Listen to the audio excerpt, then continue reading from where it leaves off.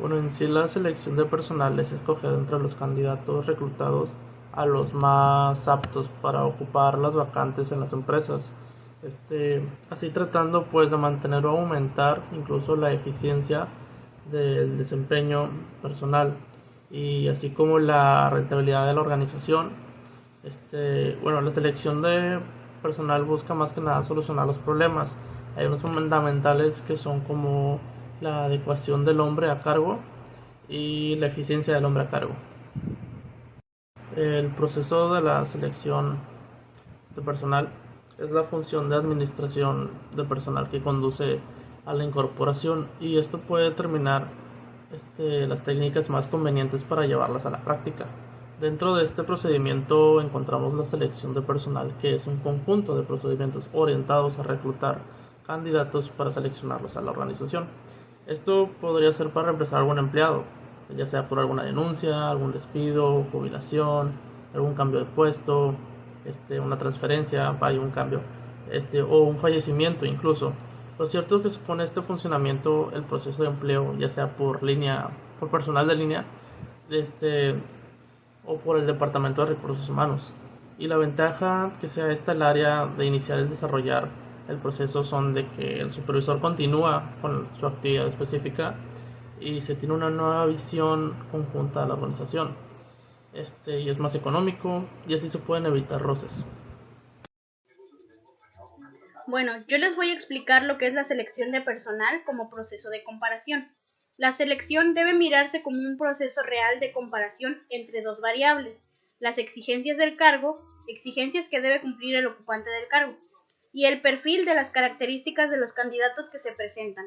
La primera variable la suministra en el análisis y descripción de cargos, y la segunda se obtiene mediante la aplicación de técnicas de selección.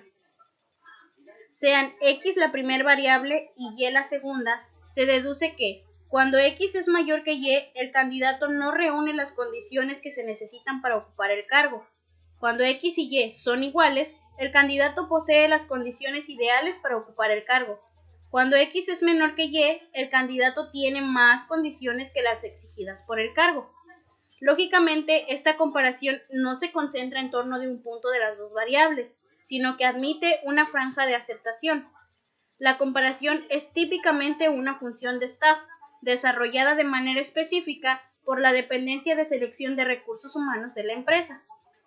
A través de la comparación, el organismo de selección presenta ante el organismo solicitante los candidatos aprobados en la selección. La decisión de escoger, aceptar o rechazar es facultad del organismo solicitante o de su inmediato superior. Renuncia voluntaria del trabajador. El trabajador puede manifestar su libertad voluntaria al patrón de no continuar con la relación laboral y lo puede hacer de forma verbal o escrita. En la Ley Federal del Trabajo no establece ninguna formalidad para la renuncia. No se requiere de ratificación ante las autoridades del trabajo. El despido. El despido es la decisión extensiva del empresario por el cual se finaliza la relación laboral. A grandes rasgos puede ser causal o no, dependiendo de si se fundamenta en un motivo, objetivo o subjetivo, o en la mera voluntad del empresario. Cabe señalar que la ley solo reconoce el despido causal, precedente, imprecedente o nulo, dependiendo de los efectos jurídicos que se le otorgue a nuestro ordenamiento. La jubilación. Se trata de un mecanismo que ampara el Estatuto de los Trabajadores y que, de acuerdo con el decreto de la Ley 28/2018, contempla cláusulas que posibiliten la extinción del contrato del trabajo por el cumplimiento por parte del trabajador de la edad legal de jubilación.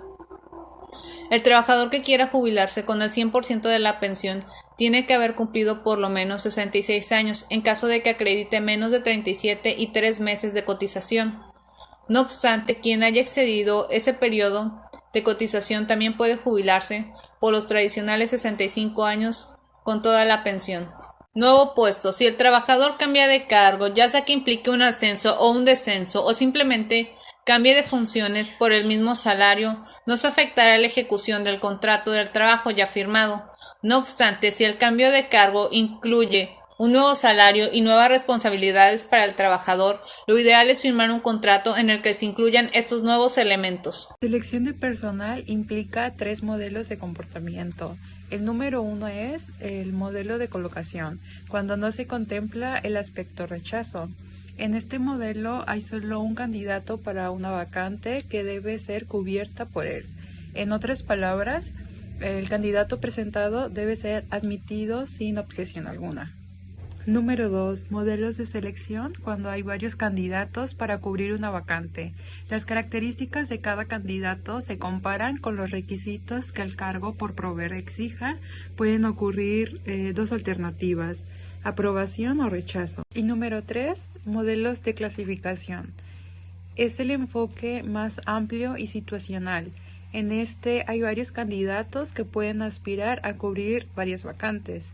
Las características de cada candidato se comparan con los requisitos que el cargo exige. Si el candidato es rechazado, entra a concursar en otros cargos vacantes. Técnica de selección. Cuando una empresa detecta la necesidad de reclutamiento, tiene 2 opciones, que pues es utilizar una técnica tradicional para elegir o una técnica moderna para poder seleccionar personal. Tradicionalmente las empresas se han valido de diferentes formas para atraer candidatos. Una de ellas son la solicitud de currículum, empleados recomiendan a candidatos y pues las varias técnicas que se utilizan para el reclutamiento es la entrevista de la selección, pruebas de conocimiento y habilidades, también pruebas de personal.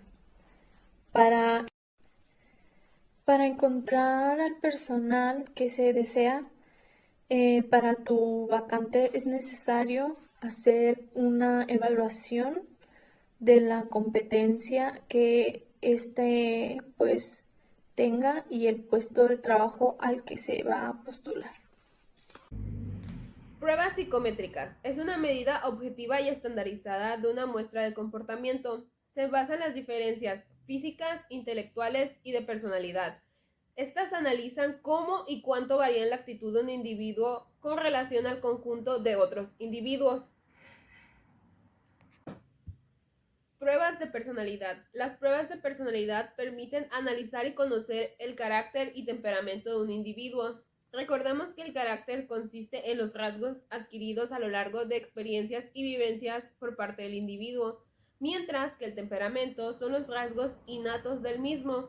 Las pruebas de personalidad se dividen en genéricas, que revelan los rasgos generales de la personalidad, y específicas, cuando se investigan determinados rasgos o aspectos de la personalidad, como el nivel de motivación, ansiedad o agresividad.